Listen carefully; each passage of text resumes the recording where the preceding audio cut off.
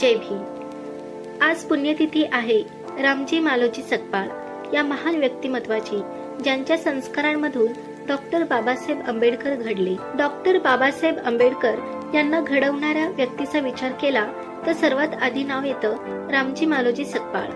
14 November 1848 रोजी जन्मलेले Ramji Maloji Sakpal British सैन्यात सुभेदार पदापर्यंत पोहोचले। शिस्त, कर्तव्य आणि स्वाभिमान हे त्यांचे जीवनमूल्य होते। ते शिक्षणावर प्रचंड विश्वास ठेवणारे होते। समाजात अन्याय, दारिद्र्य आणि अपमान असतानाही आपल्या मुलांनी शिकावं, मोठं व्हावं हा त्यांचा निर्धार होता।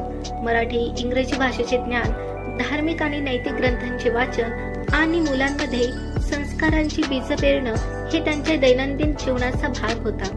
या संस्कारांतून घडले डॉक्टर भीमराव रामजी आंबेडकर, जे पुढे लाखो शोषितांचे आवाज बनले।